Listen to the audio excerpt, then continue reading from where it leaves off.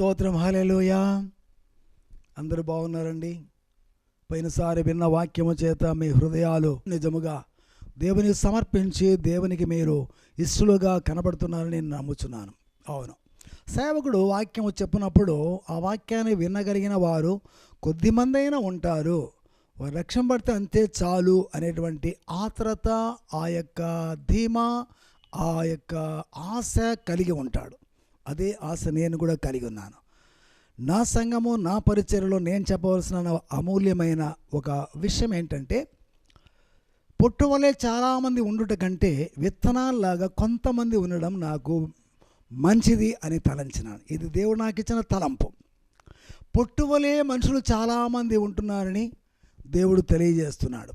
పొట్టు వలె ఉంటున్నారు. సమూహం చాలా ఉంది. ఇశ్రాయేలు సమూహం చాలా ఉంది. 18 లక్షల జనాభా దాదాపని పండితులు వారిని గురించి ఆలోచన చేస్తున్నారు. కానీ రక్షింపబడిన వాళ్ళు ఎవరు? కనాన్ దేశం చేరిన వారు ఇద్దరే, నూను కుమారుడైన యెహోషువ, యెఫున్నె కుమారుడైన కాలేబు. వీళ్ళిద్దరే పోయింది అన్నట్టుగా ఈనాడు సంఘాలు కలిగి ఎంతోమంది లక్షల మంది ఉన్నారు, వేల మంది ఉన్నారని చెప్పుకుంటున్నారు. చాలా సంతోషమే. కానీ వింటున్నారు, కానీ వాటిని గ్రహించలేకపోతున్నారు, వాటిని ఆచరణలోకి పెట్టలేకపోతున్నారు.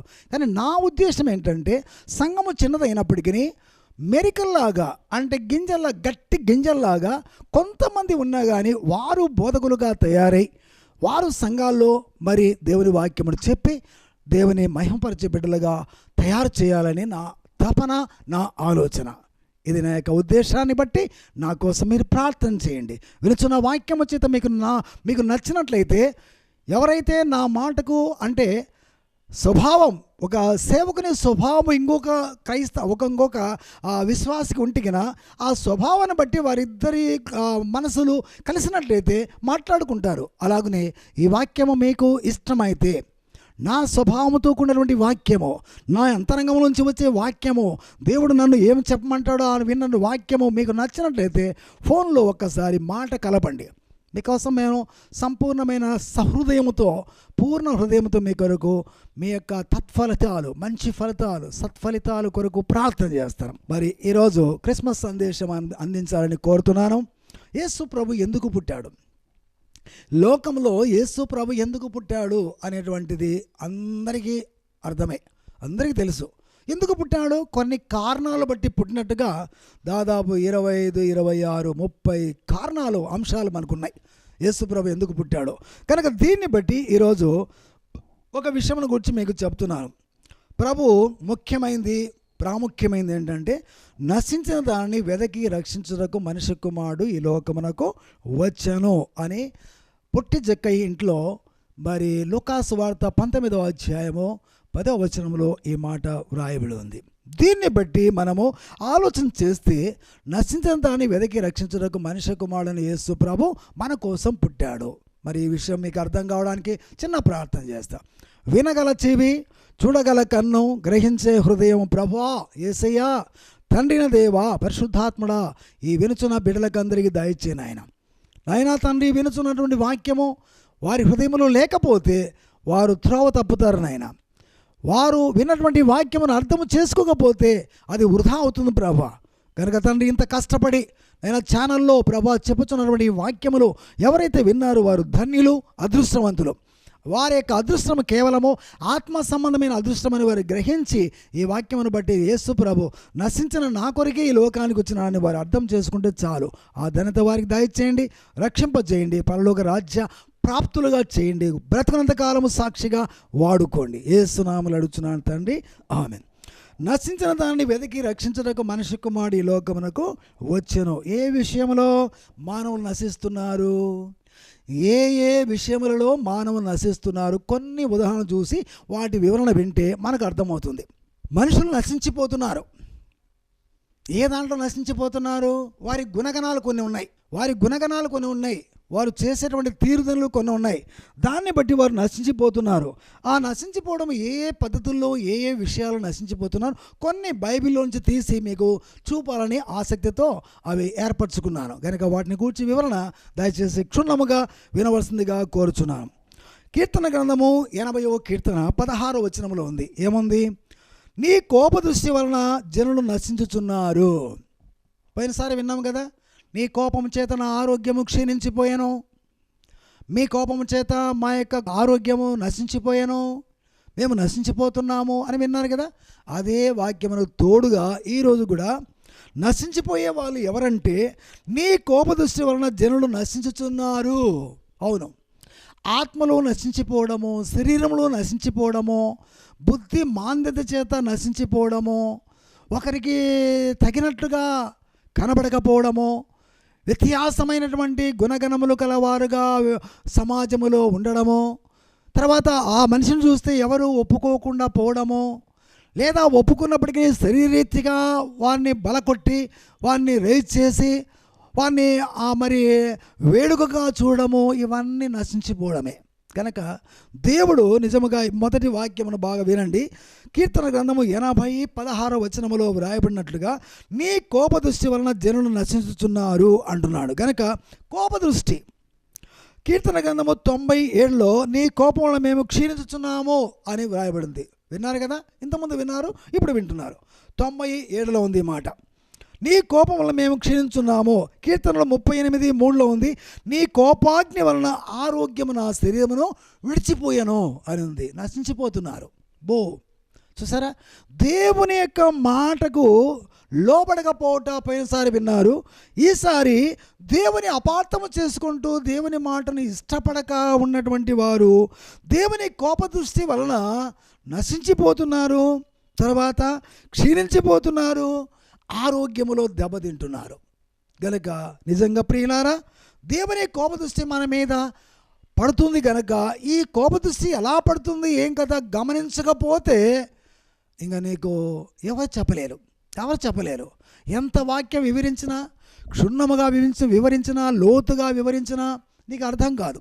కనుక ఇక్కడ ఏమంటున్నాడు, మొట్టమొదటి నీ కోపదృష్టి వలన జనులు నశించుతున్నారు.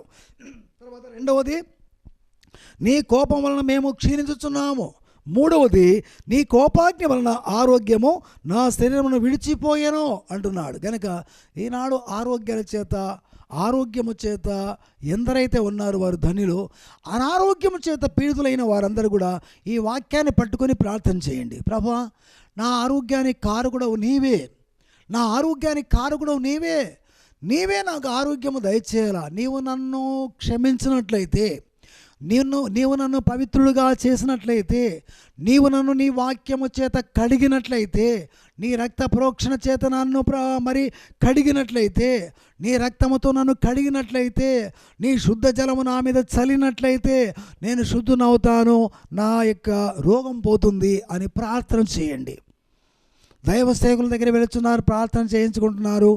ఆ కొద్ది నిమిషాలు ఒకవేళ బాగుండొచ్చునేమో, కానీ నీ బుద్ధికి స్వస్థత లేదు గనకనే శరీరానికి స్వస్థత శాశ్వత కాలం నిలబడదు అని గమనించండి.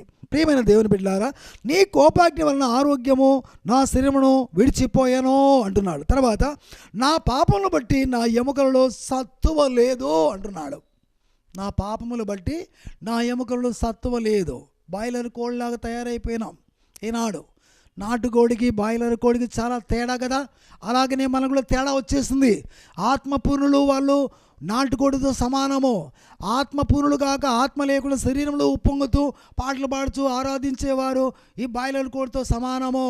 వారు గ్రహించరు, మందబుద్ధి కనుక వారి చలనము అలాగే ఉంటుంది, మందబుద్ధి కనుక. దీన్ని బట్టి నా పాపములు బట్టి నా ఎముకలలో సత్తువ లేదు, స్వస్థత లేదు అంటున్నాడు. సామెతల గ్రంథము 3:5-6 కూడా ఉంది.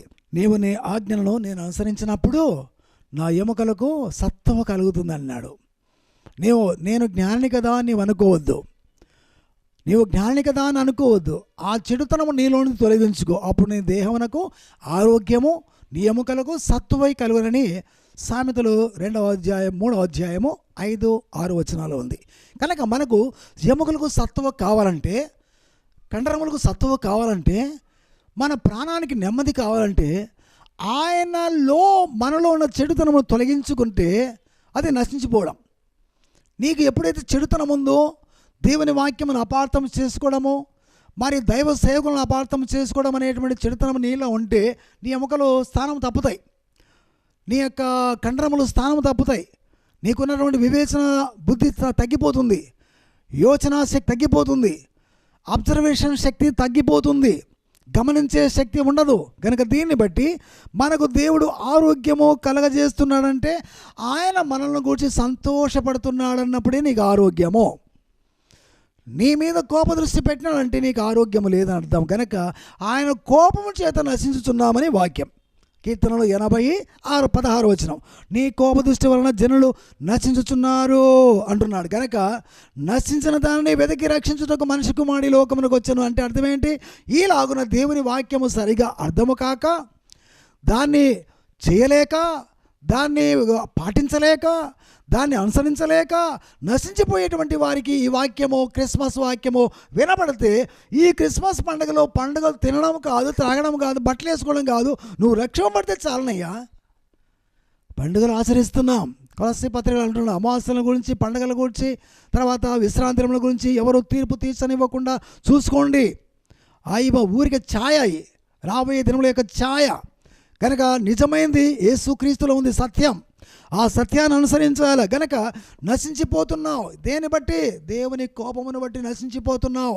అందుకే నీకు నెమ్మది లేదు, ఇంట్లో నెమ్మది లేదు, ఒంట్లో నెమ్మది లేదు, ఆరోగ్యము లేదు, ఏది పట్టుకున్నా కానీ నీకు సంతోషం లేదు, ఎంత సంపాదించినా సంతోషం లేదు, నీ పిల్లలు సంతోష కారణముగా లేకుండా ఉన్నారు, నీ భార్య సంతోష కారణముగా లేకుండా ఉంది, నీ యొక్క సంసార విధానము సంతోషము లేదు.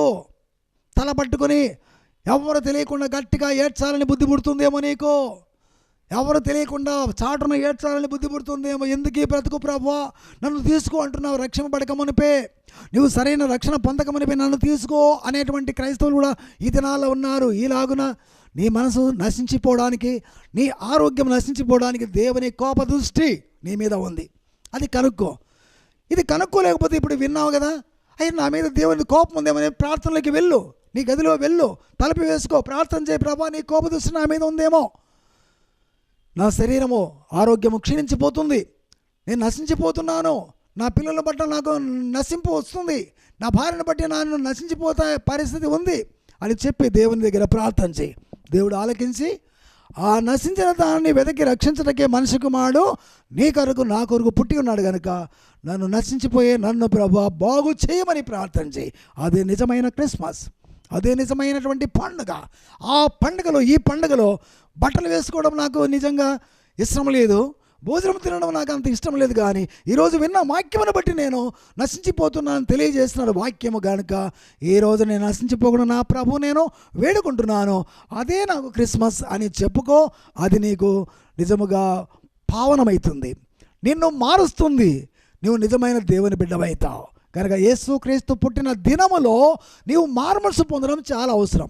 ఆయన పుట్టిన దినమున నీవు నిజముగా రక్షింపబడేటువంటి పుట్టిక దినము, రక్షణ పొందినటువంటి పుట్టిక దినము నీవు ఆచరిస్తే మంచిదని నేను అనుకుంటున్నాను. కనుక దీన్ని బట్టి నిజముగా దేవుని కోపదృష్టి వలన జనులు నశించిపోతున్నారు. ఆ నశించిపోయేటువంటి మనుషుల దగ్గరికే యేసుప్రభు వచ్చినాడు. కనుక నీ కొరకు ఆయన వచ్చినాడు కనుక ఆయన వేడుకో, ఆయన నిన్ను బాగు చేస్తాడు. అలాగనే రెండవదిగా మనం చూసినప్పుడు సామెతలు 10:10 ఇలాగ రాయబడింది. ఏమంది? కనుసైగ చేయవాడు వేద పుట్టించును, పనికి మాలిన వదురుబోతు నశించును. వదురుబోతు అంటే అర్థం ఏంటి? సమాజంలో కూర్చుంటాడు, చర్చిలో కూర్చుంటాడు, ఏ వెనక కూర్చుంటాడు, ఏ మధ్యలో కూర్చుంటాడు, వదులడమే. వాక్యము చెబుతుంటే వదలడమే, వాక్యము చెబుతుంటే సనుక్కోవడమే, వాక్యము చెబుతుంటే వివరణంతా సనుక్కోవడమే. ఎందుకండి ఈ బాధ? వినకపోతే నీకు ఇష్టం లేకపోతే లేచిపోతే మంచిది కదా. కనుక ఇక్కడ ఏమంటున్నాడు? వదురుబోతులు. ఆ వదురుబోతులకు దేవుడు ఒక పేరు పెట్టినాడు. ఏమన్నాడు? పనికిమాలిన వదురుబోతు నశించును అన్నాడు. పనికిమాలిన, ఆ వదలడమే పనికిమాలిన మాటలు, ఆ సనగడమే పనికిమాలిన సనుగుడు. కనుక దాన్ని బట్టి వాడు నశించిపోనని వాక్యములు ఉంది. సామెతలు 10:10 ఉంది. కొట్టవచ్చినట్టుగా ఈ మాటలు ఏరుకుంటే, వాటన్నిటినీ కంపోజ్ చేస్తే వచ్చేటువంటి సత్యము ఇదే ఫలితార్థము. కనుక నశించిపోయే వాడు ఎవడు కూడా దేవుని కోపం వాని మీద ఉందని గ్రహించాలి. రెండవదిగా నాకు వదురు గుణం ఉందేమో, సనిగే గుణం ఉందేమో, సనుగుతూ పోతుంటే నాకు కూడా ఒళ్ళు బాగుండదు, మనసు బాగుండదు, ఇంట్లో బాగుండదు, బయట బాగుండదు, నశించిపోతాడు. వారి ప్లాన్లు సక్సెస్ అవ్వవు. వాడు చేసేటువంటి ప్లాను దిగజారిపోతుంది, అది అవ్వదు. కనుక ఈలాగున నిజముగా నశించిపోయేటువంటి ప్రమాదములో మరి వదులుతూ నువ్వు నశిస్తున్నావేమో ఒకసారి జ్ఞాపకం చేసుకో. వదలడం వద్దు. వాక్యమును వదిలినట్లయితే, వాక్యము చెప్పుతున్న వారిని సనిగినట్లయితే, లేదా ఇంకొక విషయంలో భక్తి విషయంలో సనిగినట్లయితే, ప్రార్థన విషయంలో సనిగినట్లయితే, ఇంతసేపా ప్రార్థన సనిగినట్లయితే, ఇంతసేపా వాక్యమని సనిగినట్లయితే సంహారకుడు నీ దగ్గరే ఉంటాడు, నశించిపోతావు. జాగ్రత్త. కనుక ఇటువంటి వారి కొరకు యేసు ప్రభు ఈ లోకానికి వచ్చి ఉన్నాడు. మనిషి కుమారుడు నశించిన దాన్ని వెతికి రక్షించుటకు మనిషి కుమారుడు ఈ లోకమునకు వచ్చాను. బైబిల్లో చూపిస్తున్నాను. మీరు ఎవరు నశిస్తారో, ఎటువంటి మెంటాలిటీ కలిగిన వారు నశిస్తారో బైబిల్లో చూపిస్తున్నాను. పక్కన చెప్పనక్కర్లేదు. వాక్యం ఎరిగిన వారు క్రైస్తవులు దేవుని వాక్యం బాగా వింటున్నారు. ఒకవేళ చదవకపోయినా కానీ వినడం అనేది బాగుంది. వింటున్నారు కానీ వింటూ దానికి లోపడం లేదు, కానీ దానికి కామెంట్ చేయడానికి ఎక్కువ అయిపోయింది మనసు. ఇప్పుడు బోధకుడు అట్లే ఉన్నాడు. బోధకుని దగ్గర వాక్యం వినేటువంటి మరి విశ్వాసులు కూడా అలాగే ఉన్నారు. శిష్యులు కూడా అలాగే ఉన్నారు. మంచి పెద్ద స్పీకర్, ప్రపంచంలో పేరుగాంచిన వాడు అని చెప్పేవాళ్ళు కూడా ఇటువంటి తత్వాలు ఉండటం వల్ల దేవుడు ఒప్పుకోవడం లేదు. అందుకే తన పొరపాటు కనుగొనగలవాడెవడు, అంత పొరపాటు చేసి దావీదు ఏమంటున్నాడు, తన పొరపాటు కనుగొనగలవాడెవడు అన్ని అనుభవించినాక చెప్తాడు ఆ వాక్యం. నీవు నేను కూడా అంతే. ఇది సందిగ్ధ పరిస్థితిలో పడకముందు ఈ మాట చెప్పలేం. పాపములో పడిపోయిన తర్వాత, అదంతా అనుభవించిన తర్వాత, అదని చేసిన తర్వాత నీ మనస్సాక్షి నీకే నిన్ను పేరు పెడుతుంది. ఎంత పాపివిరా నువ్వు, ఎంత ఘోరమైన పాపివిరా అని యూదా కదా తన మనస్సాక్షి బోధించినట్టుగా బోధించినప్పుడు అప్పుడు నిజముగా ఆ మాట చెప్పగలుగుతావు. తన పొరపాటు కనుగొనగలవాడెవడు అని. కనుక ఇలాగున దేవుని చేత నశించే వారందరూ కూడా పొరపాట్లు కనుగొనని వారే. కనుక ఇది చూడండి, పనికి మళ్ళీ వదిలిపోతూ నశించును. కనుక వదలొద్దు, ఎవరిని గురించి వదలొద్దు.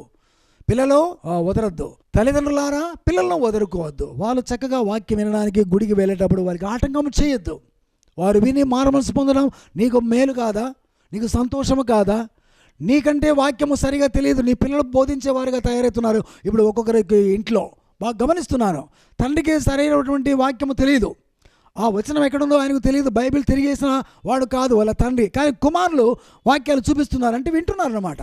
కనుక ఈ యొక్క వదులుబోతు పనికిమాలతనము వదిలిపెట్టడానికి యేసు ప్రభు ఈ లోకములో మరి పుట్టినాడు. గనక ఆయన పుట్టినటువంటి ఈ దినములో ప్రభు అన్న వదులుడు అనేటువంటిది, వదరుట అనేది నాకు చాలా ఉంది, లేదా సనుక్కోవడము నాకు చాలా ఉంది. ఈ సనుగుడు వదలడం అనేది విడిచిపెట్టినట్టుగా నాకు సాయం చేయి, నేను వదలను, నేను సనగను అని చెప్పి దేవుని దగ్గర ఒప్పుకొని విడిచిపెడితే, నేను నిజముగా అతిక్రమములు దాచిపెట్టేవాడు వర్ధిల్లడు, వాటిని ఒప్పుకొని విడిచిపెట్టేవాడు కనికరము పొందును. ఆ కనికరము పొందు ఆయన రక్తము చేత ప్రోక్షింపబడి శుద్ధీకరించబడి నీవు విశ్వాస లక్షణము కలిగి సాక్షిగా నిలబడు. దేవునికి స్తోత్రం, హల్లెలూయా.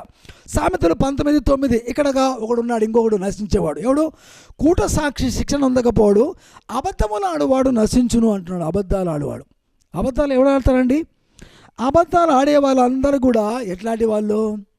కేవలం సాతాను సంబంధులే. అబద్ధాలు ఆడేవాళ్ళు సాతాను సంబంధులు. బాగా వాక్యం చెప్తారు కొంతమంది, గుడిలో చక్కగా వాక్యం చెప్తారు బోధకులు, బయటకు వస్తూనే అబద్ధం ఆడతారు. గుడిలో వాక్యం బాగా చెప్తారు, బయటకు వస్తూనే ఏదో ఒకటి ఆ విషయంలో అబద్ధం ఆడతారు.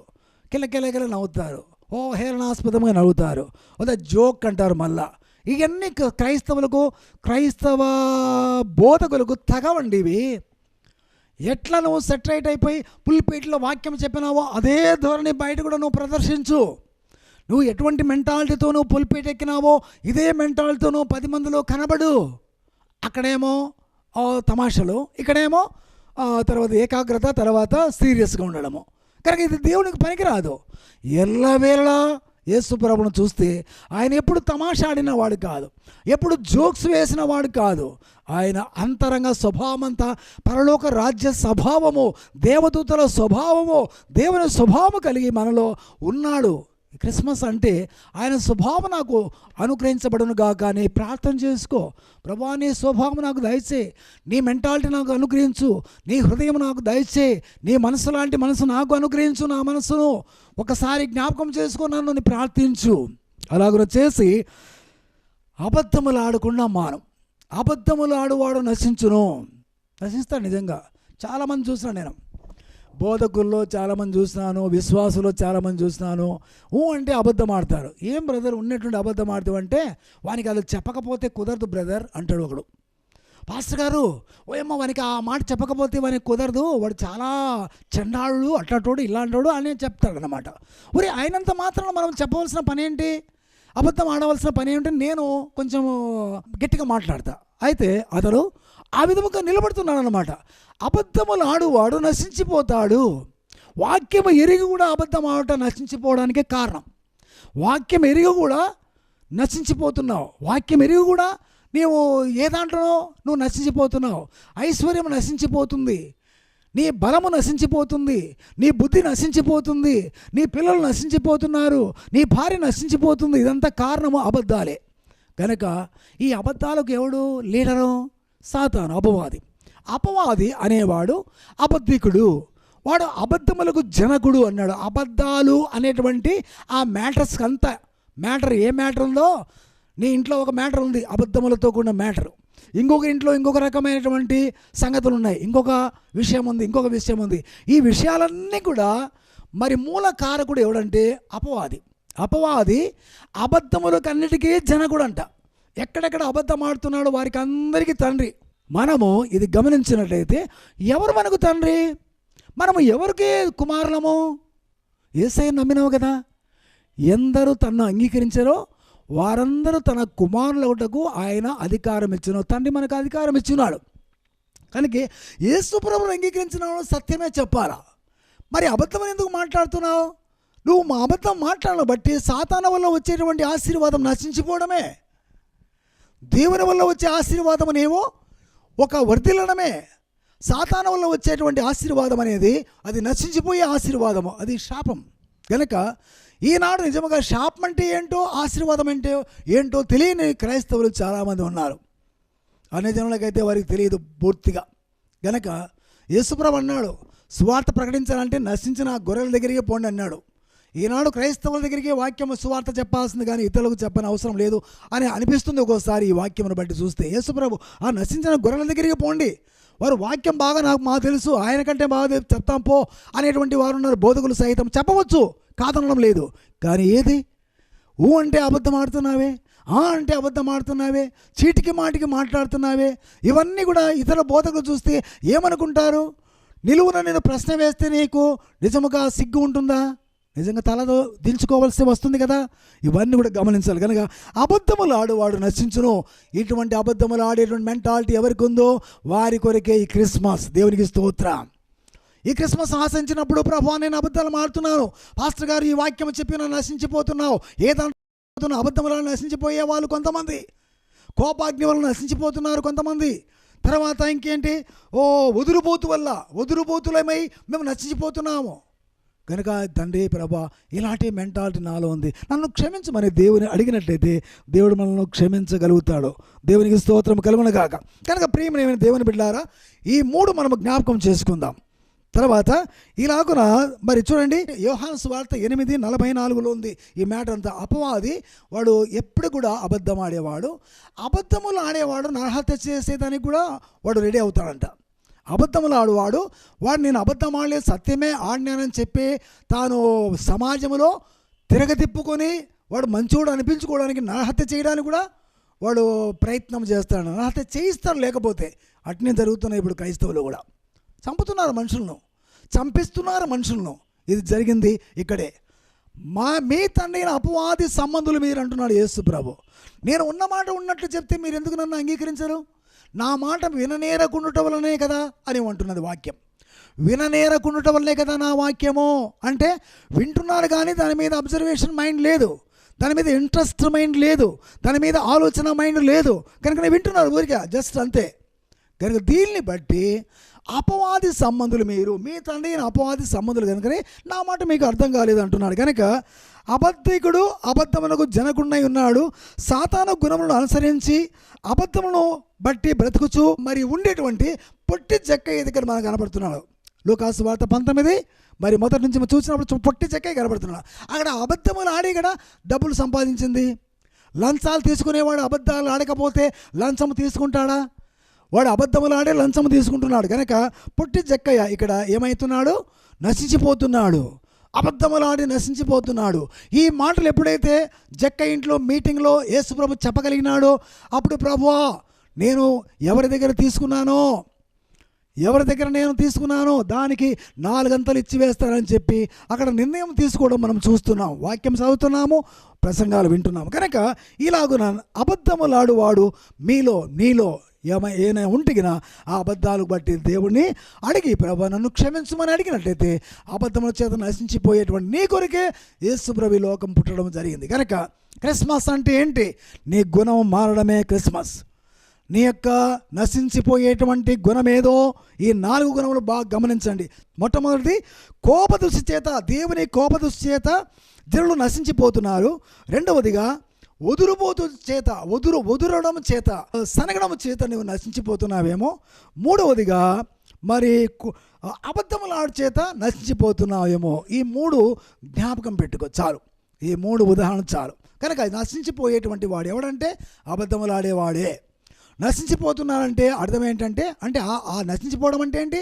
శరీరంలో నశించిపోవడము కాదు, ఆత్మలో పూర్తిగా దేవుని వాక్యానికి విరుద్ధంగా ఉండడమే, దేవుని వాక్యానికి మరి దూరంగా ఉండడమే, దేవుని వాక్య అనుభవానికి ఏమాత్రం కూడా మరి దగ్గరికి రాకుండా దూరంగా ఉండడమే ఇది నశించిపోవడం. కనుక అబద్ధముల చేత నశిస్తున్నామేమో. యేసుప్రభు నీ కొరకే పుట్టి ఉన్నాడు. ఈ పండుగలో ఆయన అడిగి నా అబద్ధ జీవితమును తొలగించు ప్రభా, సత్య జీవితం నాలో నెలకొల్పు ప్రభా అని ప్రార్థన చేస్తాం. రెండవదిగా మరి వదులుబోతనం ఉందేమో. పాస్టర్లను చూసి వదులుతున్నావు, దైవ సేవకులను చూసి వదులుతున్నావు, తర్వాత విశ్వాసం చూసి వదులుతున్నావు, వాక్యానుసారము జీవించేటువంటి పిల్లవాళ్ళతో నువ్వు అనవసరమైన కామెంట్ చేస్తున్నావు, వాళ్ళతో పేచి పెట్టుకుంటున్నావు, నీకు భలే తెలుసులేరా అనేటువంటి వారు కూడా ఉన్నారు. పెద్దవాళ్ళకు అర్థం కాకపోతే వాక్యము చిన్నపిల్లలకు అర్థమవుతుంది. వారు వీళ్ళతో కొట్లాడే వాళ్ళు అయినారు ఇప్పుడు. నిజంగా ఇది కూడా గుడి నుంచి బయటకు వస్తే బయట కనబడుతుంది అన్నమాట ఈ రంగం అంతా. ఆయన చెప్పే మాటలు నాకు బాగా అర్థమవుతాయి అన్నా, నీకు అర్థం కాలేదా అంటాడు చిన్నోడు. పోరా అంటాడు ఈయన్ని.